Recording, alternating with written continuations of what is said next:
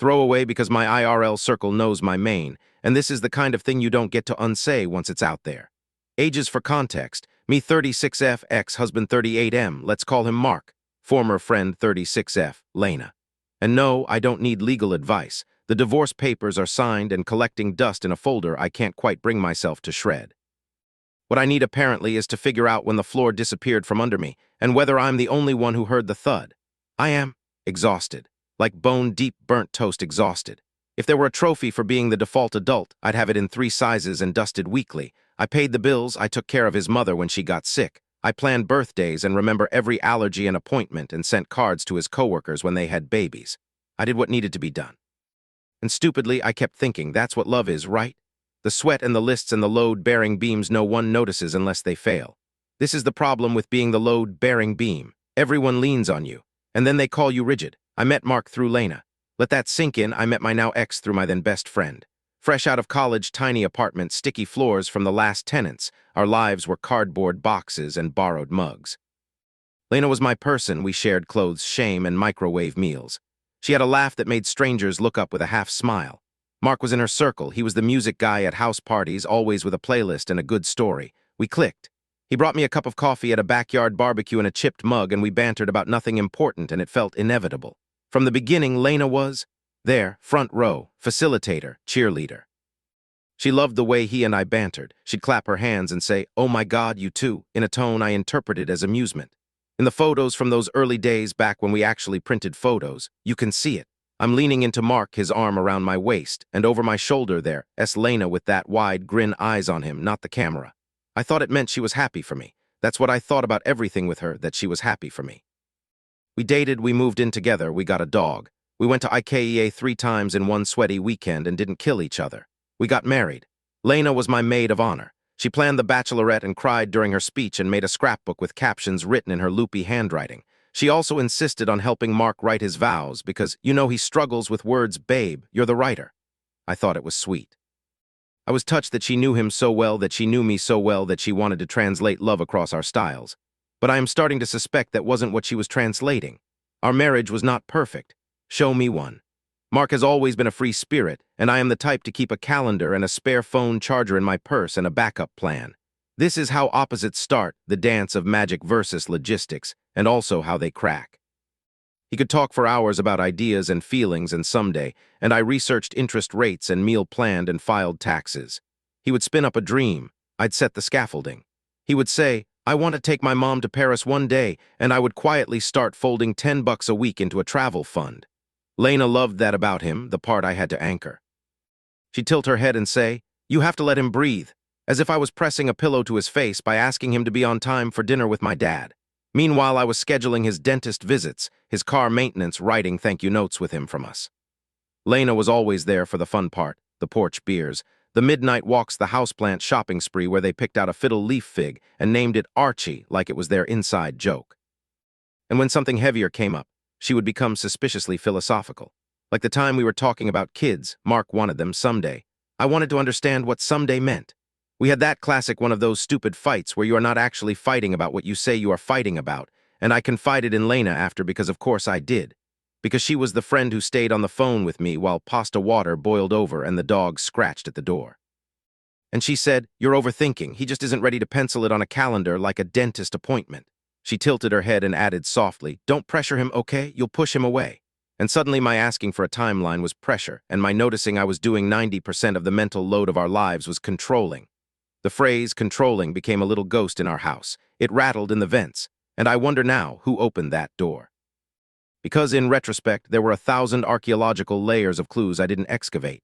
Lena and Mark had bit that shared language sitcoms use. They'd swap playlists. He'd text her at 1 a.m. about a song that made him think of that afternoon at the lake, and she'd text back, "This is so Yahoo," with 8 U's. When I asked, not accuse asked, they both acted like I was a Puritan schoolteacher confiscating a comic book. "Relax," he said, laughing. "We're just friends." Lena did that thing where her eyes go wet and she said, "Oh my God, do you think I would ever disrespect you like that? You're my family." I felt small and ashamed and apologized. Then I went to bed and set a dentist appointment for him on my lunch break the next day like a good wife. And whenever there was something I did that irritated him, forgetting to buy his favorite IPA that week, being too tired to go to his friend's show, wanting to spend a Saturday cleaning out the hall closet instead of driving to a craft brewery an hour away, it would mysteriously become a couple-level problem. Like my wanting a tidy hall closet was emblematic of every way I sucked. Why can't you be spontaneous? He'd ask exasperated, as if spontaneity is a currency and I was hoarding it. And later, I'd get a text from Lena. Hey babe, can you maybe cut him some slack? He's been under a lot of stress with work, you know how he is. She would send a gif of a kitten falling off a couch and I would cry in the bathroom and send back a heart, and I know you're right. I was always bending. Isn't that what you do when you love someone? Bend. The early cracks turned into hairline fractures. Counseling schedules, a shared Google Calendar, an argument about a trip to his grandmother's lake house that went nuclear. Me ending up so tired I started resenting the dog for needing to be walked. We eventually separated. That part is its own story. We tried, we failed. He moved out, we split the furniture and the plant custody. Yes, Archie went with him, obviously.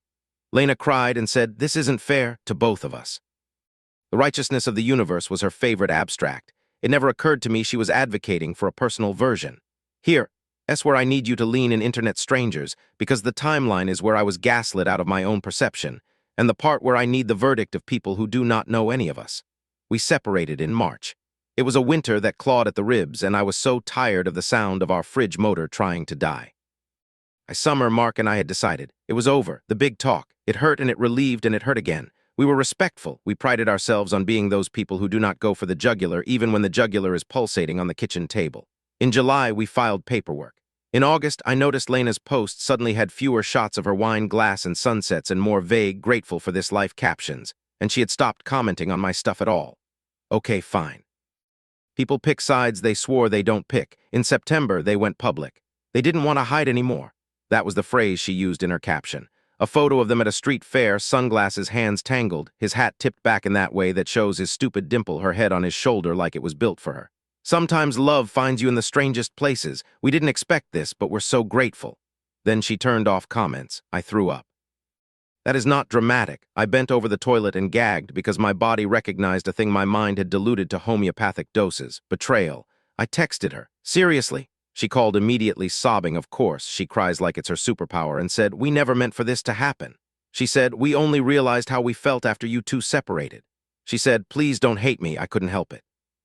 She said the kind of sentences people say when they want to be told they are still good even though they did a thing that makes them feel like a villain. I hung up on her. I thought, fine, maybe it is technically true. Maybe their feelings blossomed on the fresh soil of my dead marriage. Maybe. The human heart is messy. I could be a menschy adult about it. I tried to be.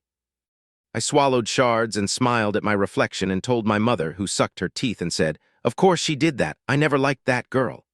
My mother has never liked anyone for me except for my fourth grade best friend and the nice lady at the post office, so grain of salt. My therapist said, "Your pain is valid." Drives home. Cliché. I muddled. I blocked them both. He and I finalized the divorce in November. It was weirdly cordial.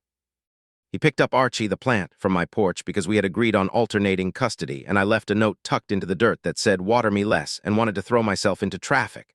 I cried in my car and drove to my Aunt S and held a baby and then came home to eat Trader Joe's soup in bed. It was a winter of soups and audiobooks and missing a ghost. Life inched forward. You can measure grief in laundry, by the way. One person's clothes, one person's towels. And then less dog hair because the dog is with him that week. Life made shapes again. I was almost back to whatever a pre-betrayal baseline can be when last weekend happened. Last weekend, I drove Mark's mom, yes, my ex-Mill, because apparently I am incapable of abandoning a woman who cannot navigate online Medicare claims, to an appointment, and we got coffee afterward. She's a soft-spoken woman with the bones of someone who's had to not cry a lot. And she said in that way older women do, like she was changing the subject. No big deal, diffused the bomb by stepping over it casually. I saw Lena's ring. I blinked. Ring? Engaged, she said, stirring her coffee, not looking at me. He proposed at the lake house last weekend, the one with that doc you like. My ears rang. You know how in movies everything goes muffled. It's ridiculous that that's real, but it is. There was this high, thin sound and then me saying too brightly, "Oh, that's fast." "It is, isn't it?" my ex-Mill said. Then here's the part where my entire life's timeline did that thing again where it shuddered forward and back. She sighed and said, "I guess it was a long time coming." I waited. There is an art to silence. If you've ever been the default, you know it. She took the bait we both pretend is not a bait and said, "She always loved him, you know. Back when you two were dating, before I told him to be careful with her." Her voice got a little shivery.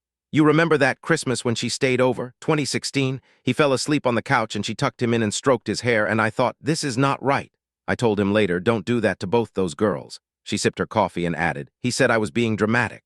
I am 36 years old and I wanted my mom. I wanted someone to tell me I hadn't imagined every splinter of suspicion. I wanted to stand up and scream in that coffee shop. SHE was in love with HIM the whole time and you all let me clean your kitchen. Instead, I said, huh. That was my mouth.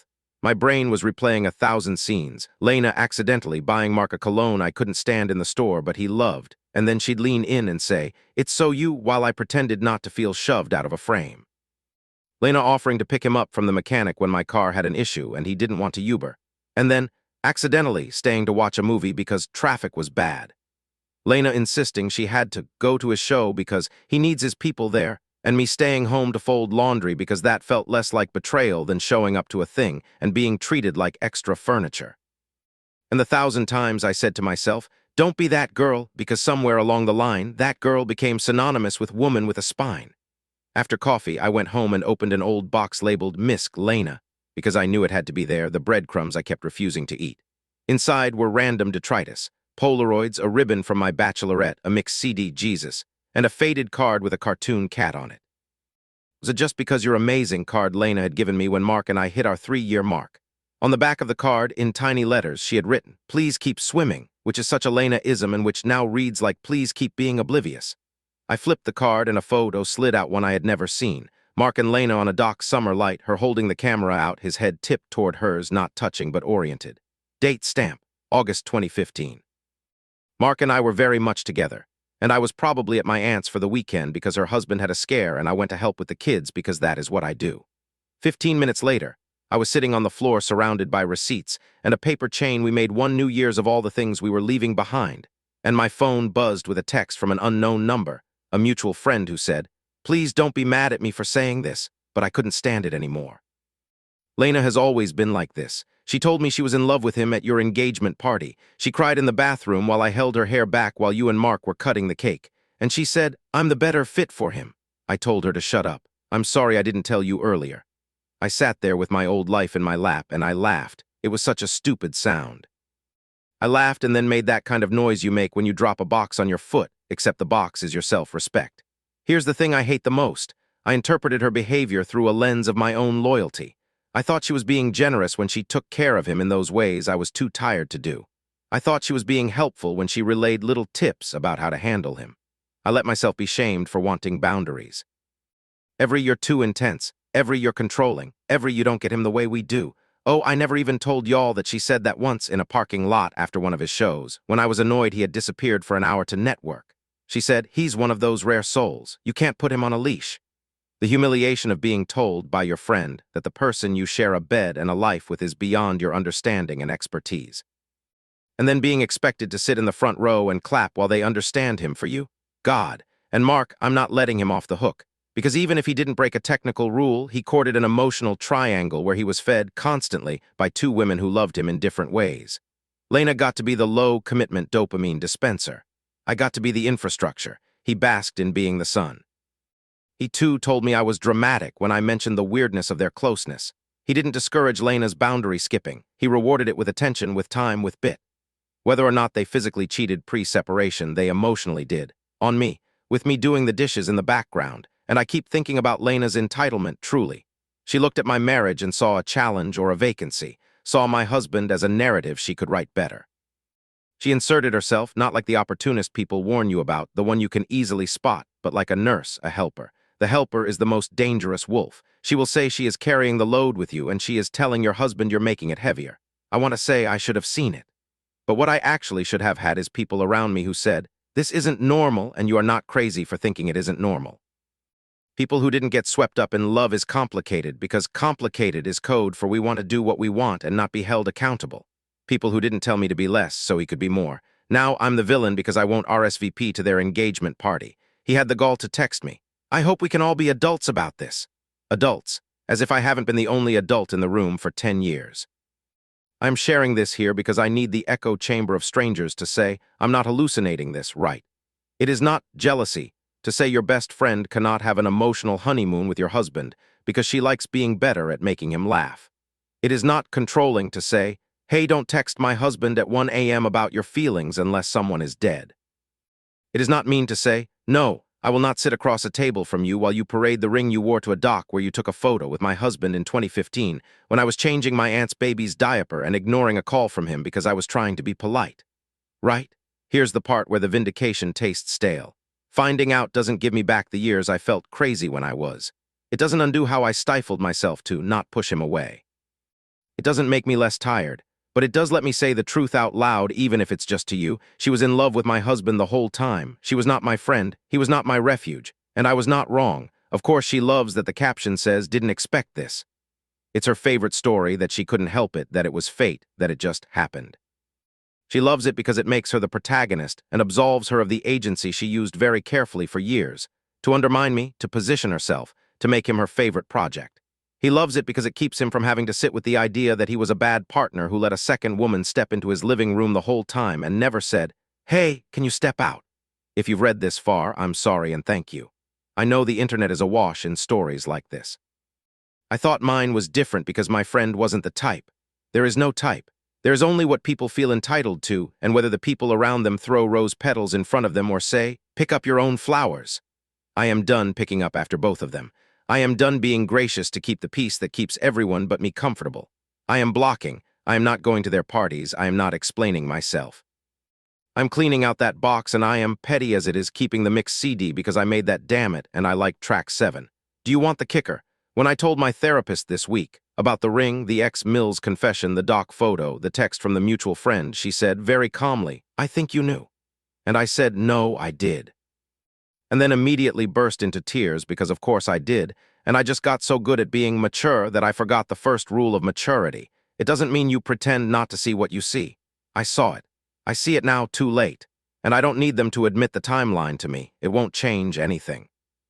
But I came here to say, if any part of you recognizes yourself in me, in the beam, in the calendar, in the way you're made to feel small for noticing what is being taken from you, you can call it what it is. You don't need a ring on Instagram or an ex-mill in a coffee shop or a photo from a doc. Your gut is data. It's not dramatic. It was my only sane part in a house that called it crazy. I'm going to take a long shower now, and then I'm going to make soup, because some cliches keep you alive. And then I'm going to bed in a house that hums only with my own fridge motor, which, let's be honest, is already dying, but at least it's my noise to bear. TLDR, I always felt controlling for setting boundaries with my best friend and my husband. Turns out she was in love with him the entire time. They went public after we separated and are now engaged. My ex-Mill casually confirmed she's known for years. A mutual friend confessed Lena said she loved him at my engagement party, and a million little moments suddenly clicked into place. I wasn't jealous. I was right. And I'm done being the adult who makes everyone else's mess look tidy.